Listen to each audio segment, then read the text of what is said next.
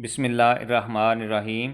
आज हमारी बुक का unit number 6 the echoing green written by William Blake इंतहाई खूबसूरत और हाईली सिंबॉलिक पोइम है। और विलियम ब्लेक 1757 में पैदा हुए और इनकी डेथ 1827 में हुई। इंग्लिश लिटरेचर में एक बहुत बड़ा नाम है, बहुत मशहूर हैं। और इनकी शोहरत की वजह इनकी मुसव्वरी है, इनका स्टाइल ऑफ राइटिंग है। बड़े खूबसूरत अंदाज से लिखते हैं कि जब हम इनकी पोइट्री पढ़ते हैं तो ये बिल्कुल हमारी आंखों के सामने तस्वीर ले आते हैं। इसके अलावा इनकी पोइट्री में मिस्टिसिज्म का टच भी बहुत ज़्यादा है, जिसको हम सूफ़ीज़म कहते हैं या रूहानियत कहते हैं। तो इन्होंने इंसान और खुदा के ताल्लुक़ को बड़ी गहराई से जांचा, बड़ी गहराई से समझा और उसको बयान किया। यही इनकी बहुत बड़ी वजह शोहरत है। इन्होंने 2 बुक्स भी लिखी, songs of innocence and songs of experience. Innocence mean मासूमियत, एक्सपीरियंस मीन तजर्बा। तो ये मासूमियत और तजर्बे के दरमियान जो डिफरेंस है ये इन्होंने बड़े अच्छे तरीके से बयान किया है। तो अब हम अपनी पोइम को डिटेल से देखते हैं। जैसा कि मैंने कहा कि ये इंतहाई हाईली सिंबॉलिक पोइम है। और इस पोइम में बस ये बात की गई है कि सूरज निकलता है, उससे चहल पहल हो जाती है, बच्चे खेलते हैं और उसके बाद बच्चे खेल खेल के थक जाते हैं और इन दी एंड सूरज जो है वो डिसेंडिंग की तरफ चला जाता है, यानी सूरज गुरूब होना शुरू हो जाता है और बच्चे थक के तो अपनी माँ की गोदों में जाके आराम करते हैं। तो इसके साथ सिंबलिज़म ये इंसान की जो चल रही है वो मैं आपको साथ साथ बयान करता हूँ। तो अब हम अपनी पोइम को डिटेल से देखते हैं। जैसा कि मैंने कहा कि ये इंतहाई सिंबॉलिक पोइम है। ज़ाहिरी तौर पे तो एक सूरज निकलता है जिससे हर तरफ चहल पहल हो जाती है और बच्चे खेलते हैं सरसब्ज़ शादा मैदान पे। और उसके बाद बच्चे थक जाते हैं और घरों को वापस लौट जाते हैं, शाम हो जाती है। तो इसके साथ साथ जो सिंबलिज़म चल रही है हर लाइन में और हर पैराग्राफ में, वो मैं आपको साथ साथ बयान करता हूँ।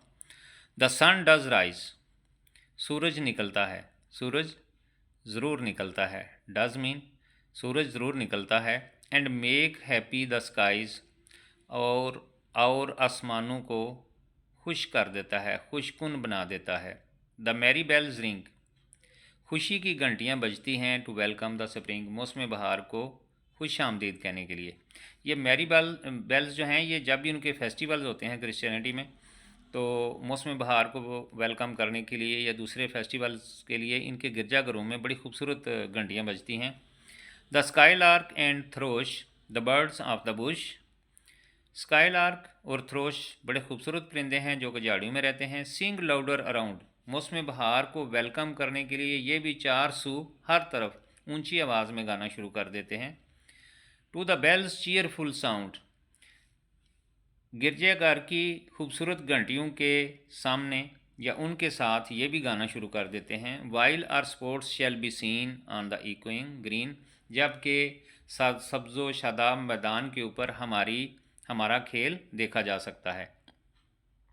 इसमें सिंबलिज़म ये है कि सूरज निकला है और हर तरफ चहल पहल हो गई है। इट मीन के इंसान पैदा हो गया है और अब इस दुनिया की जो रहनाइयाँ हैं उनसे वो लुत्फ़अंदोज़ हो रहा है, खेल रहा है।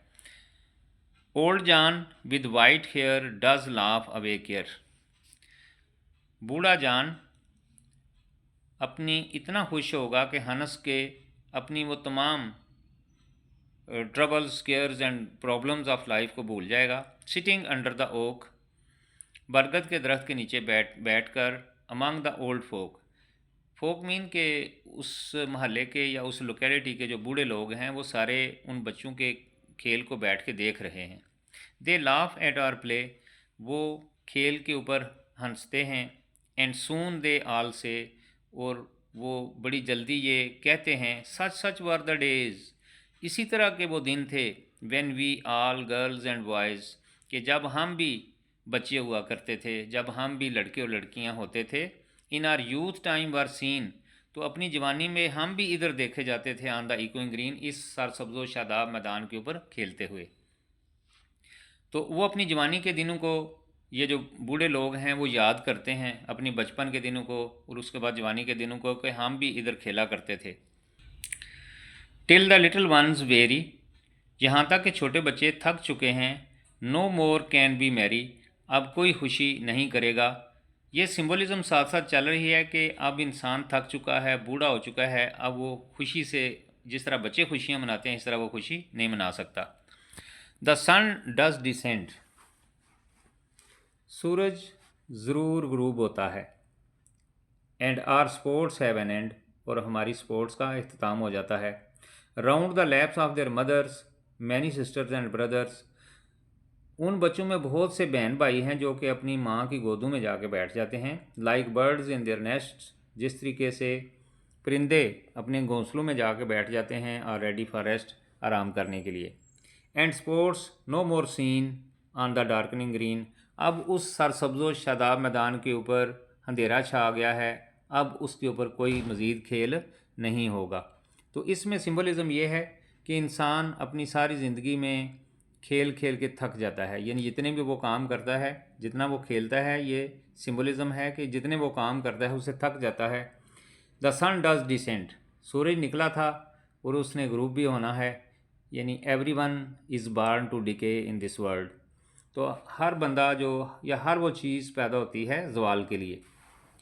And our sports have an end, और हमारे खेल का इख्तिताम हो चुका है, यानी जो बंदा इस दुनिया से रुखसत तो हो गया, उसके खेल तमाम हो गए।